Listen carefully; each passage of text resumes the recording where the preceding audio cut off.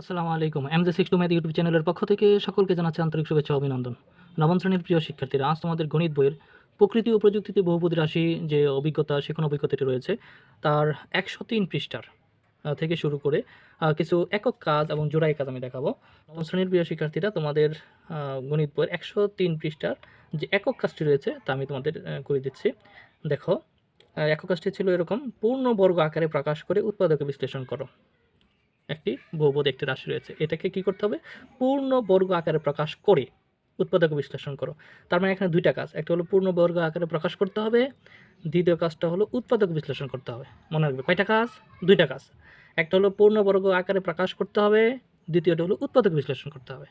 আচ্ছা, তো রাশিটি কি? এটা হলো রাশি। তো ঠিক আছে, আমি তোমাদের এটা করে দিচ্ছি।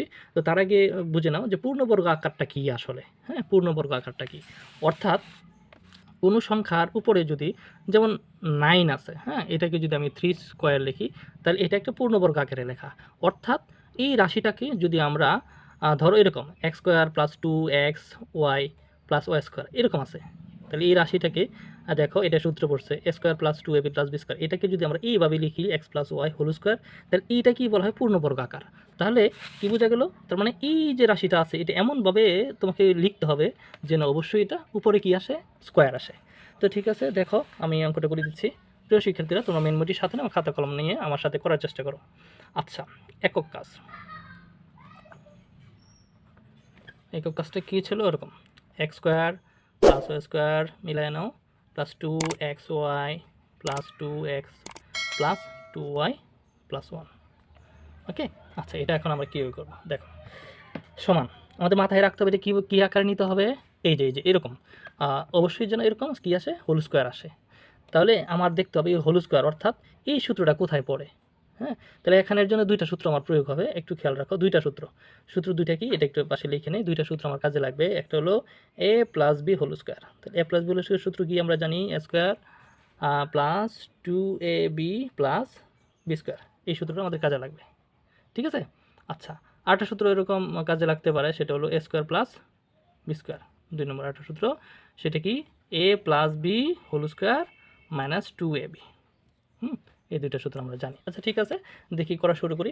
তাহলে দেখো, এটাকে যদি আমরা একটু সাজিয়ে লিখি, এই যে এক্স স্কোয়ার, পরে যদি আমরা এটা লিখি, দেখো এক্স স্কোয়ার, এটা যদি এ ধরি, তার মানে কি এরপরে কি আছে? 2ab, তার মানে কি এই যে এখানে জিনিসটা আছে, তাহলে এটাকে আমরা লেখার চেষ্টা করি এক্স ওয়াই, তারপরে এই যে ওয়াই স্কোয়ার। তার মানে এটা একটা সূত্র পড়ে গেল, তাই না?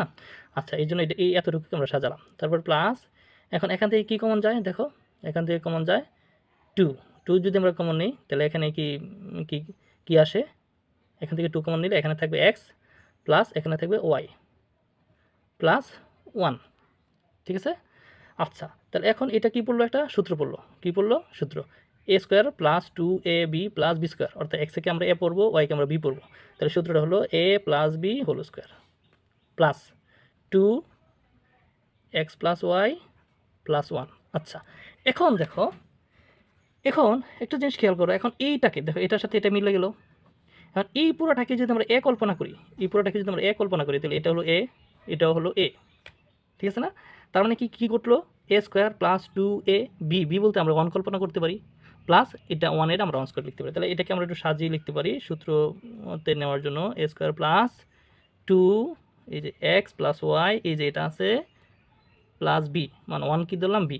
তাহলে এ প্লাস 2, এই যে অর্থাৎ এ স্কোয়ার প্লাস 2ab, 1 এর কি ধরলাম? বি, প্লাস এ 1 স্কোয়ার, ঠিক আছে? আচ্ছা, তার মানে কি ঘটলো? এখন এই পুরোটা এ, এটা হলো বি, তাহলে a square plus 2ab plus B square সূত্র কী দাঁড়ালো?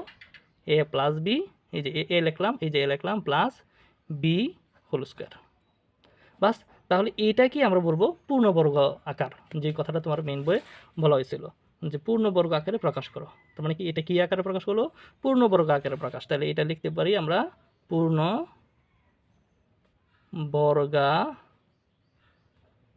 পূর্ণবর্গ আকারে প্রকাশ।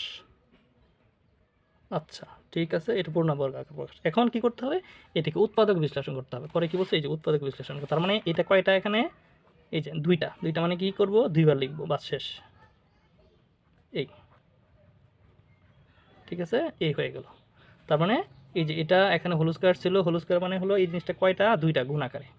তাহলে এটা একটা হলো উৎপাদক, মানে এই রাশিটার এটা হলো দুইটা উৎপাদক, ঠিক আছে। আচ্ছা, তো এইটা শেষ হয়ে গেলো, একক কাজ এটা শেষ হয়ে গেলো, আমার এই একক কাজটি শেষ। এইবার তোমাদের নিয়ে যাচ্ছি তোমাদের 105 পৃষ্ঠা। দেখো এই যে 105 পৃষ্ঠার উপরের দিকে যে জুড়াই কাজ রয়েছে, দুইটি জোড়াই কাজ রয়েছে, উৎপাদক বিশ্লেষণ করে এই দুইটি জোড়াই কাজ আমি করে দিচ্ছি একে একে। প্রিয় শিক্ষার্থীরা, তোমরা যে জায়গায় না বুঝো অবশ্যই তোমরা বারবার দেখার চেষ্টা করো, বোঝার চেষ্টা করো, অবশ্যই ইনশাল্লাহ বুঝবে। এবং তারপরে যদি না বুঝো, কোথায় সমস্যা লাগতেছে আমাকে একটু বলে দিও, কমেন্ট করে দিও, আমি পরবর্তীতে আরও সহজ ভাষায় বোঝানোর চেষ্টা করব। তো ভিডিওটি শেষ পর্যন্ত দেখো, আশা করি তোমাদের সমস্যাগুলো সমাধান হবে। তো এবার আমরা দেখব জোড়াই কাজ 1। তো জোড়াই কাজ 1 কী আছে, x² - 5x + 6। এই যে, তো ঠিক আছে, এটা হলো তোমার 105 পৃষ্ঠার, হ্যাঁ, জোড়াই কাজ, জোড়াই কাজ। আচ্ছা, 1 নম্বরে ছিল x² - 5x + 6, কী করতে বলছিল, উৎপাদক বিশ্লেষণ। তাহলে এটা যেহেতু দ্বিঘাত রাশি, তাহলে এটা মিডল ফ্যাক্টর হবে। তাহলে মিডল ফ্যাক্টর মাঝে হলো মানে হলো মাঝেরটাকে ভাঙতে হবে, বিশ্লেষণ করতে হবে। তাহলে এই যে দেখো, প্রথমটা এবং শেষটা আমি লিখে ফেলবো। এই যে প্রথমটা এবং শেষটা আমি লিখে ফেললাম। এই 5টাকে এখন ভাঙবো। 5টাকে ভাঙবো কীভাবে, এই যে দেখো আমি এইভাবে ভাঙবো, 3 গুণ 2, অর্থাৎ গুণ করলে এই যে শেষের যে ধ্রুবকটা আছে এটা হতে হবে। 1 নম্বর শর্ত। মিডল ফ্যাক্টর করার দুইটা শর্ত, একটা হলো গুণ করলে কি হতে হবে, এই যে ধ্রুবকটা থাকে এটার সমান হতে হয়। আর যদি সেটার সামনে এই যে স্কোয়ারের সামনে যদি মানে প্রথম যে পদটা থাকে তার সামনে যদি তোমার কোনো সংখ্যা থাকে তাহলে সেটার সাথে গুণ করতে হয়। যাই হোক, যেহেতু সেটা নেই এখানে, তাহলে আমরা এইভাবেই বলবো যে সহজ ভাষায় আমি বলতেছি যে শেষের যে সংখ্যাটা থাকবে এটাও হতে হবে। তাহলে গুণ করলে কি হতে হবে, গুণ করলে শেষ সংখ্যাটা হতে হবে, হ্যাঁ, শেষ সংখ্যা হতে হবে। 2 নম্বর শর্তটা হলো যোগ অথবা বিয়োগ করলে, কী করলে, যোগ অথবা বিয়োগ করলে মাঝের সংখ্যাটা হতে হবে, ঠিক আছে। কী হতে হবে, মাঝের সংখ্যা। এই দুইটা জিনিস তুমি মাথায় রাখবে। আচ্ছা, তাহলে গুণ করলে যে দেখো 3 আর 2 গুণ করলে কী হয়, 3 দুগুণে 6, আর 3 আর 2 যোগ করলে কত হয়, 5। তাহলে 3 আর 2 পেলাম, তাহলে এটা আমরা এখানে লিখব। তাহলে আমরা লিখব 3, এক্সটা লিখবো, এখানে যেটা থাকবে এটা লিখবো এক্স। যোগ করলে, যেহেতু যোগ করলে প্লাস হয়, তাহলে যোগের সময় দুটোর চিহ্ন একরকম থাকতে হয়। এই যে -2x, আর শেষ আমার কাজ। এখন এখান থেকে কী কমন যায়, এক্স কমন যায়, এক্স কমন নিলে এখান থেকে কী থাকবে, এক্স -3 মাইনাস, এখান থেকে আমরা যেন 2 কমন নেই, এক্স, এই যে সামনে মাইনাস থাকার কারণে প্লাসে মাইনাসে মাইনাস, 3 দুগুণে 6। তাহলে ঠিক আছে, এখন এটার সাথে এটা মিলে গেল, তাহলে x - 3, x - 2। ওকে, বাস, এটা হয়ে গেল। এখন 2 নম্বর। প্রিয় শিক্ষার্থীরা, এখন তোমাদের 2 নম্বরটা করে দিচ্ছি। 2-এ আছে কি দেখো, তোমার মেন বইটার সাথে মিলিয়ে নাও, 3x² + 5x + 2।